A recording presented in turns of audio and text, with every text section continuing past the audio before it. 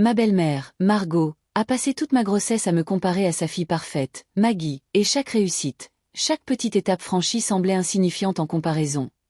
Dès l'instant où je lui ai annoncé ma grossesse, elle a esquissé un sourire froid et forcé, me félicitant à peine avant de se lancer dans les éloges de la vie soi-disant sans faille de Maggie, de son timing parfait, de son élégance naturelle, et même de son régime alimentaire.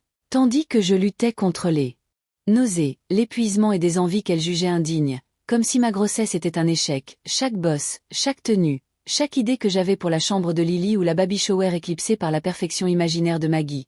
Et bien que j'ai essayé de rester polie, de répondre à ses exigences impossibles, cela n'a jamais eu d'importance. Margot ne m'a jamais accepté et m'a clairement fait comprendre que je n'étais jamais assez bien pour Ted, mon mari, ni pour notre enfant. Puis, des mois plus tard, tout a basculé du jour au lendemain lorsque j'ai appris que Maggie avait fait une fausse couche.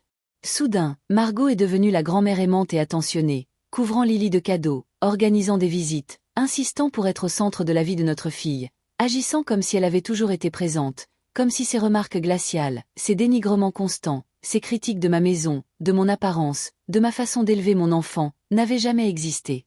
Elle revendiquait un droit sur Lily qui ressemblait plus à de la possession qu'à de l'amour, débarquant à l'improviste, me prenant notre fille des bras, allant même jusqu'à suggérer que Lily ne pourrait grandir normalement que si Margot venait s'installer chez nous pour l'élever. J'étais pétrifiée, sous le choc, et j'ai fini par la confronter.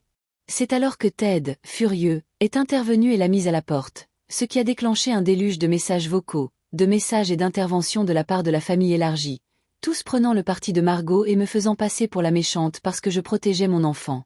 Pendant ce temps, Margot continuait son harcèlement, se présentant près de chez nous, envoyant des cadeaux menaçants, nous accusant de lui refuser son amour grand-mère, allant même jusqu'à.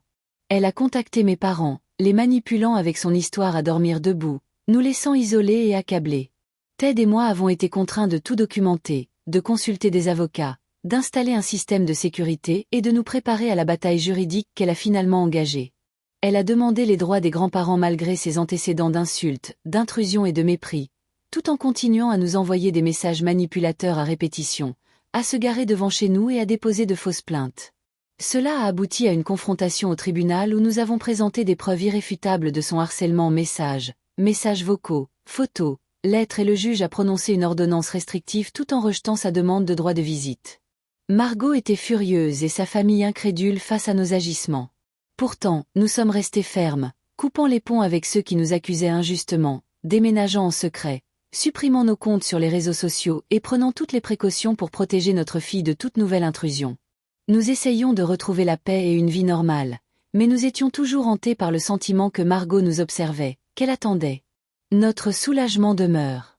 Avec prudence, ponctué par le soutien rare de Maggie, qui a finalement reconnu l'injustice que nous avons subie, et maintenant, après des mois de tension, de batailles juridiques et de replis stratégiques, Ted et moi profitons prudemment de notre intimité, déterminés à protéger Lily, vivant au jour le jour dans le calme que nous avons tant lutté pour reconquérir, toujours conscients que l'ombre de Margot plane encore, mais déterminés à ne plus jamais laisser notre fille être atteinte.